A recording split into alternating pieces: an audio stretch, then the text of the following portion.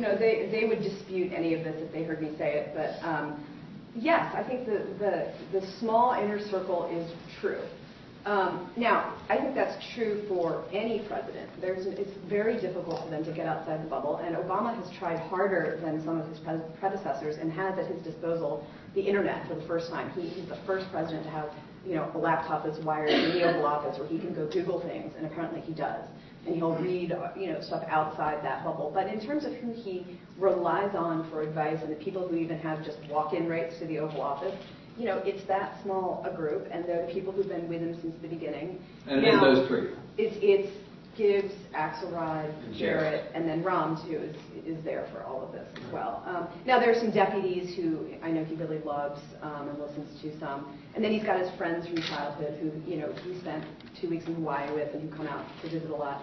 And then, there are a few outside people like, Jamie Dimon from JP Morgan, who's there all the time. So there are people who come and go.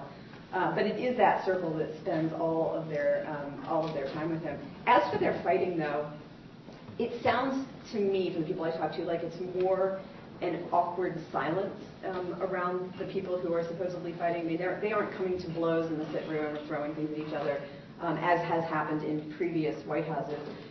Instead, there's kind of a competitiveness that they all have. And they all like to be portrayed positively in the press and to get credit for making things happen, or not at least be blamed for things happening.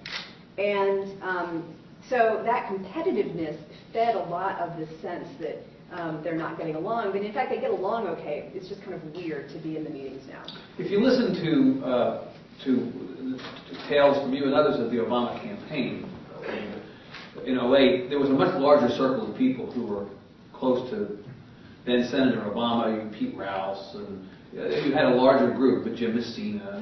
Mm-hmm. So where are all those people in all this? The people who were so close and kept him grounded, and the No Drama Obama committee, the people who enforced that rule. Where are those people in the White House now? They're still there, and those two you mentioned both play really important roles. And David Plouffe, is another big one who was no longer there, who's kind of back helping out. And they're around, and in the case of Plouffe, I know Obama talks to him a lot, and Messina and Rouse, they're in a lot of these meetings.